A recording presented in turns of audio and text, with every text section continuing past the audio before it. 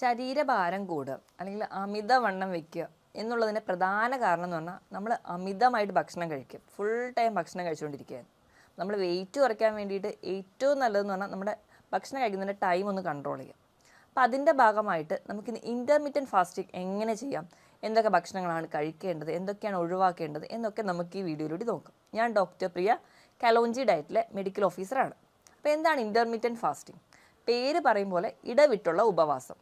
Full time പട്ടിണി കിടന്ന് wait കുറയ്ക്കേണ്ട കാര്യമൊന്നുമില്ല. അപ്പോൾ അങ്ങനെ ചെയ്ത് കഴിഞ്ഞാൽ നമ്മുടെ ഹെൽത്ത് അത്ര ഓക്കെ ആയിരിക്കില്ല. അപ്പോൾ നമുക്ക് കൃത്യമായ ഒരു പാറ്റേൺ ഉണ്ട്. കൃത്യമായ സമയത്ത് ഭക്ഷണം കഴിക്കാം, കൃത്യമായ ഒരു ഇടവേളകളിൽ കംപ്ലീറ്റ് ആയിട്ട് ഉപവസിക്കുകയും കൂടി ചെയ്യാം.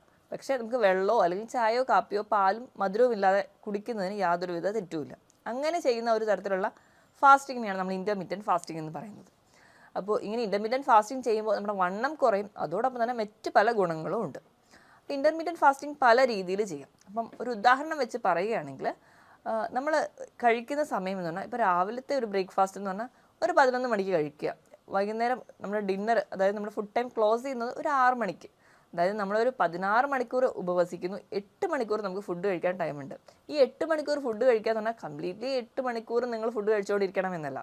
ആ ഒരു ടൈമിൽ കൃത്യമായി ഒരു 3 തവണയായിട്ട് നിങ്ങൾ നിങ്ങളുടെ ഫുഡ് മീൽ സെറ്റ് ചെയ്യുകയാണെങ്കിൽ നിങ്ങൾക്ക് കൃത്യമായിട്ട് വെയിറ്റ് കുറയും.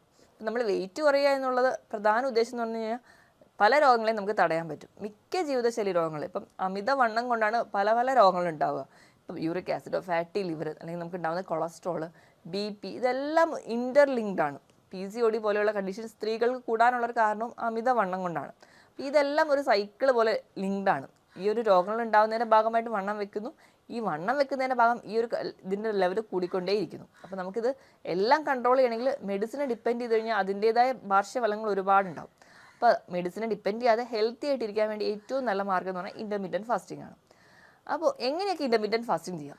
ഒന്നാമത് ഞാൻ പറഞ്ഞതുപോലെ 16/8, അതായത് 16 മണിക്കൂർ നിങ്ങൾ ഉപവസിക്കുക, 8 മണിക്കൂർ നിങ്ങൾ ഭക്ഷണം കഴിക്കുമ്പോൾ രാവിലത്തെ ബ്രേക്ക്ഫാസ്റ്റ് ഒരു 11 മണിക്കാണ് കഴിക്കുക, ഉച്ചയ്ക്ക് ലഞ്ച് എന്ന് പറയുന്നത് ഒരു 2 മണിക്ക് കഴിക്കുക, വൈകുന്നേരത്തെ ഡിന്നർ ഒരു 6 മണിയിൽ സ്റ്റോപ്പ് ചെയ്യുക. അപ്പോൾ ഈ ഒരു 3 ടൈമിൽ നിങ്ങൾ ഹെൽത്തി ആയിട്ടുള്ള ഭക്ഷണം, അപ്പോൾ നിങ്ങൾക്ക് എന്തും കഴിക്കാം. എന്തെന്ന് പറഞ്ഞു കഴിഞ്ഞാൽ വെറും ഫാസ്റ്റ് ഫുഡ് അങ്ങനത്തെ ഡിപ്പെൻഡ് ചെയ്യാതെ നമ്മുടെ വീട്ടിലൊക്കെയുള്ള സാധാരണ ഭക്ഷണങ്ങളെല്ലാം കഴിക്കാവുന്നതാണ്. ഈ ഭക്ഷണങ്ങളൊക്കെ കഴിക്കുക. നിങ്ങൾക്ക് കഴിക്കുന്ന ഭക്ഷണം എപ്പോഴും നല്ല ക്വാളിറ്റി ഉള്ള ഭക്ഷണങ്ങളായിരിക്കണം. ഇനി രണ്ടാമത്തെ മാർഗ്ഗം എന്ന് പറഞ്ഞാൽ 5/2. 5/2 എന്ന് പറഞ്ഞാൽ ആഴ്ചയിൽ 7 ദിവസങ്ങളുണ്ട്. ഇതിൽ 5 ദിവസവും നമുക്ക് നോർമലായിട്ട് ഭക്ഷണം കഴിക്കാം. ബാക്കി 2 ദിവസം നിങ്ങൾ ഉപവസിക്കണം. ഈ 2 ദിവസം എന്ന് പറഞ്ഞാൽ അടുപ്പിച്ചുള്ള 2 ദിവസങ്ങളിലാവരുത്. നിങ്ങൾ ഒന്നെങ്കിൽ തിങ്കളാഴ്ച നിങ്ങൾ ഫാസ്റ്റ് ചെയ്യുന്നു, ബാക്കി എല്ലാ ദിവസങ്ങളും നോർമലായിട്ട് ഫുഡ് കഴിക്കുന്നു, വീണ്ടും നിങ്ങൾക്കൊരു വ്യാഴം വെള്ളി ദിവസങ്ങൾ നിങ്ങൾക്ക് വേണമെങ്കിൽ ഉപവസിക്കാം. അപ്പോൾ അങ്ങനെ ഏതെങ്കിലും 2 ദിവസമായിരിക്കണം, അത് അടുപ്പിച്ചുള്ള ദിവസങ്ങളല്ലാതെ നിങ്ങൾ കൃത്യമായിട്ട് ഉപവസിക്കുകയാണെങ്കിൽ ഇത് നിങ്ങൾക്ക് ഇൻ്റർമീഡിയൻറ്റ് ഫാസ്റ്റിംഗ് ആയിട്ട് എടുക്കാൻ പറ്റും. മൂന്നാമത്തത് പറഞ്ഞാൽ ഓൾട്ടർനേറ്റീവ് ഡേയ്സിലാണ്. ഓൾട്ടർനേറ്റീവ് ഡേയ്സ് എന്ന് പറഞ്ഞാൽ ഒരു ദിവസം നിങ്ങൾ നല്ലപോലെ ഭക്ഷണം കഴിക്കുന്നു, അടുത്ത ദിവസം നിങ്ങൾ ഉപവസിക്കുന്നു.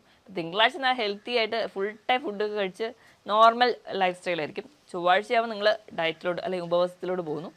ബുധനാഴ്ചയാകുമ്പോൾ വീണ്ടും നിങ്ങൾ നല്ല നോർമലി നിങ്ങളുടെ ഫുഡ് പാറ്റേൺ കൊണ്ടുവരുന്നു. അങ്ങനെ ഓൾട്ടർനേറ്റ് ദിവസങ്ങളിൽ നിങ്ങൾ ഉപവസിക്കുന്നതിന് അങ്ങനെ ഒരു മാർഗ്ഗം കൂടിയുണ്ട്. പക്ഷെ അതത്ര ഹെൽത്തി അല്ല. നോർമലി ഞാൻ ഏറ്റവും ആദ്യം പറഞ്ഞ 16/8 ഈ ഒരു ടൈം പാറ്റേണിൽ നിങ്ങൾ ഇൻ്റർമീഡിയൻറ്റ് ഫാസ്റ്റിംഗ് എടുക്കുകയാണ് ഏറ്റവും ഹെൽത്തി ആയിട്ടുണ്ടാവുക. ഇനി ഇൻ്റർമീഡിയൻറ്റ് ഫാസ്റ്റിംഗ് എടുക്കുമ്പോൾ ഏറ്റവും നല്ല ഗുണങ്ങൾ എന്തെന്ന് വെച്ചിട്ടുണ്ടെങ്കിൽ നമ്മൾ കഴിക്കുന്ന ഭക്ഷണം എപ്പോഴും നമ്മൾ അമിതമായിട്ട് കഴിക്കുക. നമ്മളിപ്പോൾ എന്ത് ഭക്ഷണവും, ഇപ്പോൾ നമ്മൾ അന്നജം കഴിക്കുന്നു, അധികമായിട്ട് അന്നജം ചെല്ലുന്നു കഴിഞ്ഞാൽ അത് വേഗം നമ്മുടെ ബോഡി അങ്ങ് സ്റ്റോർ ചെയ്യും, ഫാറ്റായിട്ട് അവിടെ ഡിപ്പോസിഷനിലോട്ട് പോകും. നമുക്ക് എനർജി എന്ന് പറഞ്ഞാൽ നമുക്ക് അപ്പം പ്രവർത്തനങ്ങൾ ചെയ്യാൻ വേണ്ടി മാത്രമുള്ളതാണ്. അപ്പം അതിനു വേണ്ടി മാത്രമാണ് നമ്മൾ ഫുഡ് കഴിക്കുന്നതെങ്കിൽ നമുക്ക് കൃത്യമായിട്ടൊരു വെയിറ്റ് ഗെയിൻ ആയിരിക്കും, അല്ലെങ്കിൽ നമുക്ക് അമിതവണ്ണം പോലുള്ള കണ്ടീഷൻസിലോട്ട് പോകും. അപ്പോൾ ഫുഡ് കഴിക്കുക എന്ന് പറയുന്നത് നമ്മൾ 3 നേരം ഭക്ഷണം കഴിക്കുന്നു. അപ്പം നമ്മൾ അധികമായിട്ട് അല്ലെങ്കിൽ ഒരുപാട് തവണകൾ കഴിക്കുമ്പോഴാണ് എപ്പോഴും ഈ ഒരു ഒബീസിറ്റി പോലുള്ള കണ്ടീഷൻസിലോട്ട് പോകാറ്.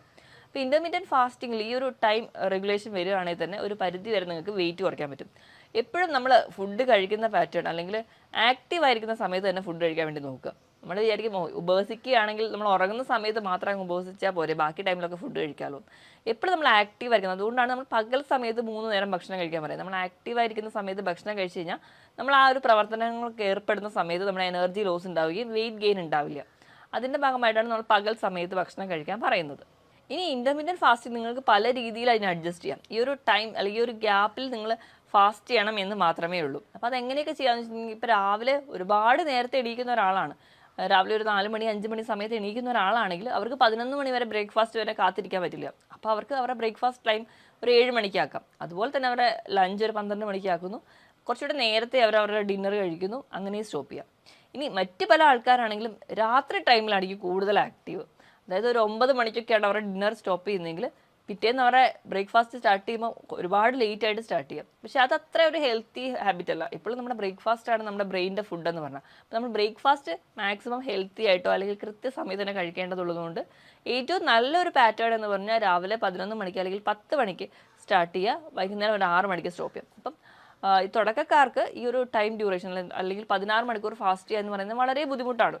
അപ്പം തുടക്കത്തിൽ അവരൊരു 10 മണിക്കൂർ ആദ്യം ഫാസ്റ്റ് ചെയ്യുക, വീണ്ടും അവർ 12 മണിക്കൂറിലോട്ട് കൊണ്ടുവരിക, 14 മണിക്കൂറിലോട്ട് കൊണ്ടുവരിക, അങ്ങനെ അവർ ആ ഒരു 16 മണിക്കൂറിൻ്റെ ഒരു എയിമിലേക്ക് എത്തിക്കുക.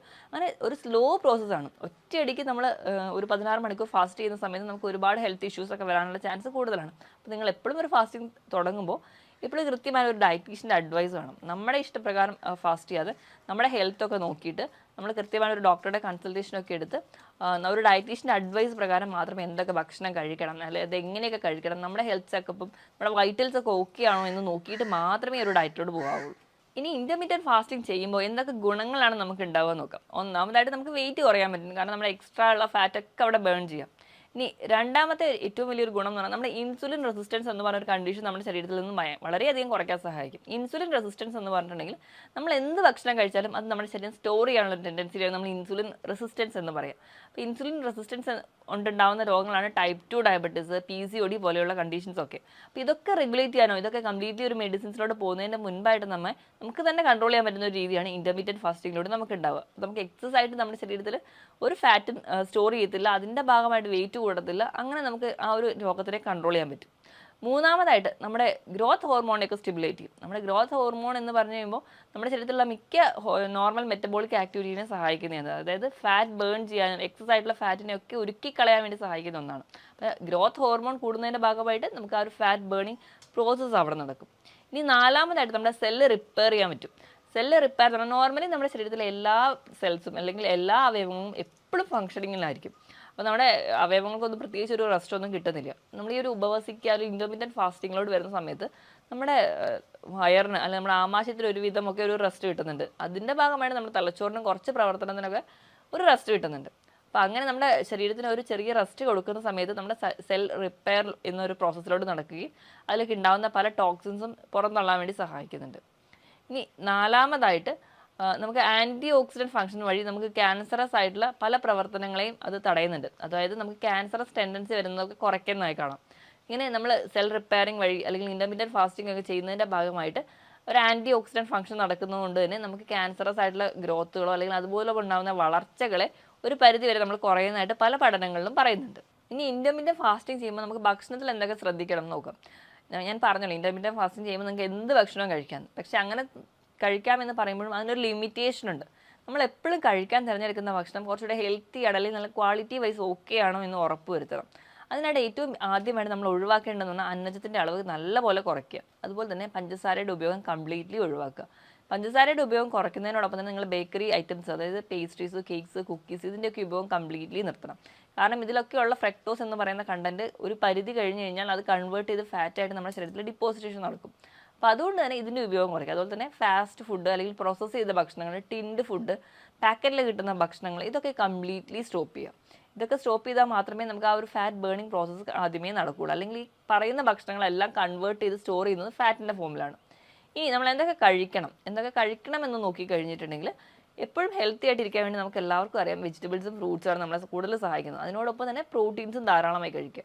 അപ്പോൾ നമ്മൾ കഴിക്കുമ്പോൾ എപ്പോഴും നട്ട്സും പ്രോട്ടീൻസും വെജിറ്റബിൾസും ഫ്രൂട്ട്സും കഴിക്കുക. എപ്പോഴും സാലഡ്സ് ആയിട്ടോ അല്ലെങ്കിൽ ഫ്രഷ് കട്ട് ചെയ്ത് കഴിക്കാൻ വേണ്ടി ശ്രദ്ധിക്കുക. ഇനി ഇതിനോടൊപ്പം തന്നെ പുകവലി, മദ്യപാനം പോലുള്ള ശീലമുള്ളവരാണെങ്കിൽ അതും കംപ്ലീറ്റ്ലി ഒഴിവാക്കുക. ഒന്നാമത് തന്നെ നമുക്ക് പറയുകയാണെങ്കിൽ ഇൻ്റർമീഡിയറ്റ് ഫാസ്റ്റിംഗ് എന്ന് പറഞ്ഞാൽ എപ്പോഴും ഒരു ക്ലെൻസിങ് പ്രോസസ്സാണ്. അല്ലെങ്കിൽ നമ്മുടെ കോശങ്ങളിലൊക്കെ ഉണ്ടാകുന്ന അഴുക്കുകളെ പുറന്തള്ളേണ്ടി നടക്കുന്ന ഒരു പ്രോസസ്സാണ്. അതിൻ്റെ ഭാഗമായിട്ട് നമുക്ക് ഈ വേസ്റ്റ് മെറ്റീരിയലൊക്കെ പുറന്തള്ളണമെങ്കിൽ ധാരാളം വെള്ളത്തിൻ്റെ ആവശ്യമുണ്ട്. നമ്മൾ നല്ലപോലെ വെള്ളം കുടിക്കണം. അപ്പോൾ ആ ഇൻ്റർമീഡിയറ്റ് ഫാസ്റ്റിങ്ങിൻ്റെ സമയത്തായിക്കൂടെ നമുക്ക് വിശപ്പ് വരുന്ന ടൈമിൽ നമുക്ക് ആ ഒരു ഉപവസിക്കുന്ന സമയത്ത് നമുക്ക് ധാരാളം വെള്ളം കുടിക്കാം. അതുപോലെ തന്നെ ചായയും കാപ്പിയും നിങ്ങൾക്ക് കുടിക്കാം. പക്ഷേ പാലും പഞ്ചസാരയും കംപ്ലീറ്റ്ലി അവോയ്ഡ് ചെയ്തിട്ട് മാത്രമേ ചായയും കാപ്പിയും ഉണ്ടാക്കാൻ പാടുള്ളൂ. അപ്പോൾ ഇതൊക്കെ നിങ്ങൾക്ക് കുടിക്കാവുന്നതാണ്. അപ്പോൾ നല്ലപോലെ വെള്ളം കുടിക്കണം. അപ്പോൾ നിങ്ങളുടെ ശരീരഭാരം നോക്കിയിട്ട് അതിനനുസരിച്ച് തന്നെ നിങ്ങൾ വെള്ളം കുടിക്കണം. എങ്കിൽ മാത്രമേ ആ ഒരു ക്ലെൻസിങ് പ്രോസസ്സ് തന്നെ നടക്കുകയുള്ളൂ. അപ്പോൾ ധാരാളം വെള്ളം കുടിക്കുക. നമ്മൾ മദ്യപാനം പോലുള്ള ശീലമുള്ളവരാണെങ്കിൽ നമ്മുടെ ശരീരത്തിൽ ഡീഹൈഡ്രേഷൻ നടക്കാൻ ചാൻസ് കൂടുതലാണ്.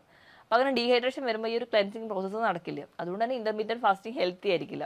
അപ്പം കംപ്ലീറ്റ്ലി പുകവലി മദ്യപാനം സ്റ്റോപ്പ് ചെയ്തിരിക്കണം. അതിനോടൊപ്പം തന്നെ ഈ പറഞ്ഞ പ്രോസസ് ഭക്ഷണങ്ങൾ കംപ്ലീറ്റ്ലി ഒഴിവാക്കിയിരിക്കണം. ഇതിനോടൊപ്പം ഹെൽത്തി ആയിട്ടുള്ള ഭക്ഷണം ചെയ്യുക. കൃത്യമായ ഒരു വ്യായാമം കൂടി വേണം.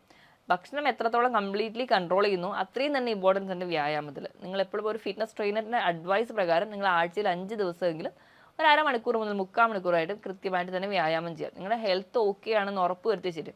നമ്മൾ എപ്പോഴും ഒരു ഫാസ്റ്റിംഗ് തുടങ്ങുന്നതിന് മുൻപോ അല്ലെങ്കിൽ ഒരു എക്സസൈസ് ഒക്കെ തുടങ്ങുന്നതിന് മുൻപ് ശരീരത്തിൽ ചെറിയ ചെറിയ മാറ്റങ്ങൾ കാണിക്കാറുണ്ട്. തലവേദന, തലകറക്കം, ക്ഷീണം പോലെയുള്ള ബുദ്ധിമുട്ടുകൾ.